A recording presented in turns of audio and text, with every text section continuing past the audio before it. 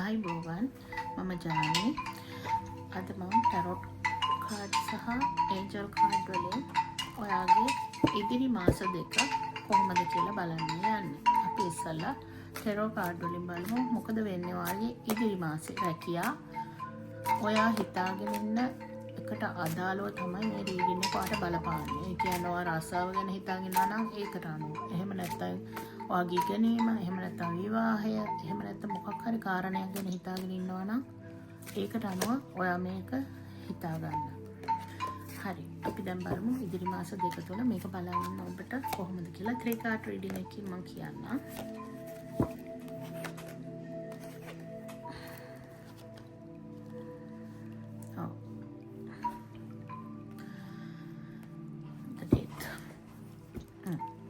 ඔයාගේ මොකක් හරි දෙයක් අන්තිමටම ඉවර වෙලා ආය ආරම්භය අලුත් ආරම්භය ඔයාට ඒ ආරම්භය හිතා ගන්න බෑ. උනාට ඔයා අන්තිමටම හර කරදර දුක් ඔක්කොම වෙලා ඊට පස්සේ ඔයා නැගිටිනවා. ඊට පස්සේ ආය කාටවත් වටන්නත් බෑ. ඔයාට ඒක තාම පේන්නේ නැහැ. එහෙම වෙන්න ඉඩ තියෙනවා. අන්තිමටම කරදර වෙනවා. ගොඩාක් කරදර වෙලා හැබැයි ඔයාට ඒක හොඳ වෙනවා. ඒත් එකම ඔයාට තව ඒ මාසේ තව chances එනවා ගොඩක්. උඩිනුත් කියන විශ්වෙනුත් එන්න ඉඩ තියෙනවා. ඔයාට දේවල් ලැබිලා ඔයාට කලකිරිලා වගේ ඔයා ඉන්නේ. මොකක් හරි තෝරා ගැනීමක් එනවා. ඔයා හිතනවා මේක ගන්නවද නැද්ද කියලා. මොකද ඔයාට ඒ වෙනකොට ඒක ඇති වෙලා ඉන්නේ.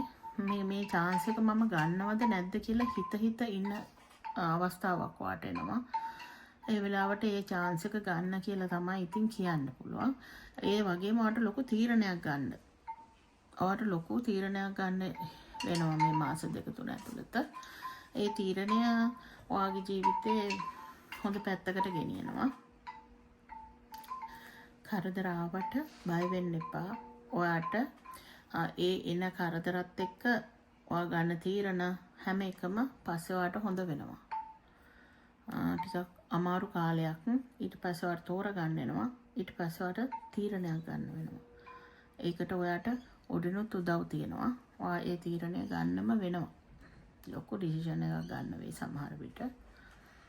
එහෙම තමයි ටැරෝ කාඩ් වලින් ඔයාට ඉදිරි මාසය කියන්නේ. අපි බලමු මේක උත්තර ඉදිරි මාස දෙක තුනට ඔයාට මොනවද දෙන ඇඩ්වයිස් කියලා ඒන්ජල් කාඩ්ස් වලින්.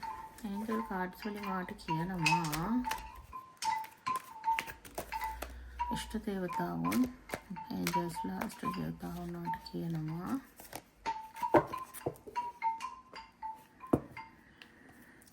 හාමනි සමගිය. ඔයාට සමගියෙන් ඉන්න කියනවා. මොකද ඔයාට ප්‍රශ්න ටුට්ටක් එන්න තියෙනවනේ. ඒවත් එක්ක බලනකොට හැමෝත් එක්කම සමගියෙන් සමගිය පිළිබඳව දේවතාව තමයි ඔයාට කියන්නේ. ඔයා සමගියෙන් වැඩ කරන්න. එතකොට ඔයාට හොඳ වෙනවා කියන එක තමයි කියන්නේ.